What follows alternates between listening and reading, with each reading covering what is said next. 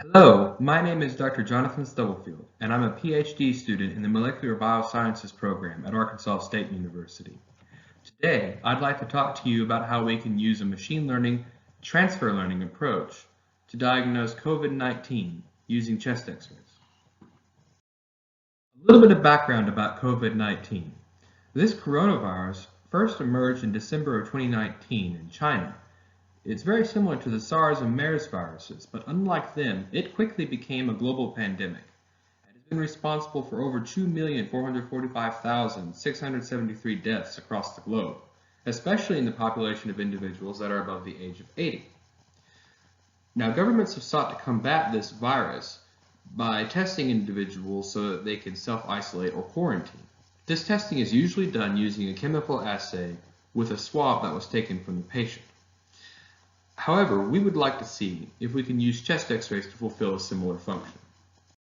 In order for this to be feasible, COVID-19 needs to have a distinct enough appearance on chest radiographs. Fortunately, some research has already been done on the radiographic appearance of COVID-19. Here on the right, we can see an example of COVID-19 in a single slice of a chest CT scan, with its ground glass opacities and crazy paving appearance. However, chest x-rays provide much less detail than a CT scan, and it's very difficult to distinguish between COVID-19 and another atypical pneumonia using only a chest x-ray. However, the benefit of the chest x-ray is that it provides much less radiation for the patient. In order to carry out this project, we needed data with which to train the AI.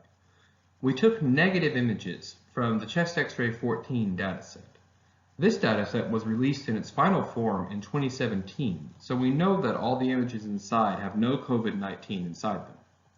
We got our positive cases from a number of public repositories, including the Cancer Imaging Archive.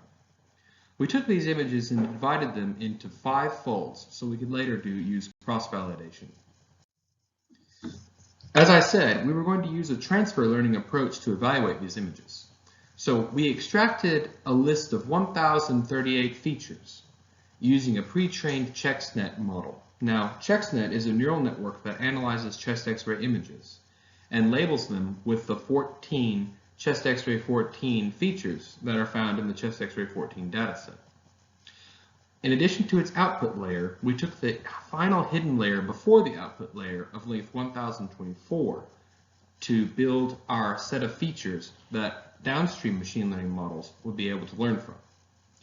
Now, this is still a large number of features, and not all of them may be useful, so we used principal component analysis as well with MLE dimensionality estimation to see if we can reduce the number of overall features and see how that would affect the performance of our trio-based models.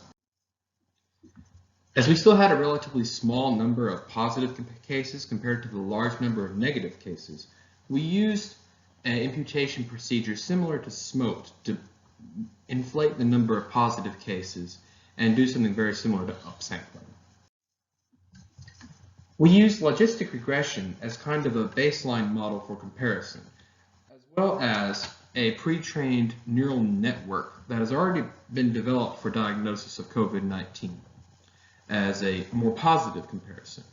We evaluated 2 different tree-based models, random forest and XGBoost. We evaluated these with and without the principal components analysis. All of these models were evaluated with 5-fold cross-validation for their recall, precision, and F1 score. And here we have the table of our results. COVIDNet was actually our worst performer, with a very high sensitivity but very low precision and F1 score. We see linear regression was our next worst performer, followed quickly by random forest and XGBoost. And XGBoost with principal components being the best performer overall, with a precision of 0.96 and a recall of 0.69. While we expected our tree-based models to outperform logistic regression, it was surprising to see that the other neural network, COVIDNet, was our worst performer. This is most likely due to our expanded dataset. COVIDNet was not trained on the chest x-ray 14 dataset, which was the source of our negatively labeled images. COVIDNet's high sensitivity and poor precision show that it is in these negatively labeled images that it had most of its misses. It was also interesting to note that our model has sensitivity that exceeded some, but not all, of the chemical assays used for screening of COVID-19. However, it would not be good to use this model as a screening tool until it has been evaluated on patients who would not ordinarily receive a chest x-ray. Thank you all very much for your time and interest in my presentation.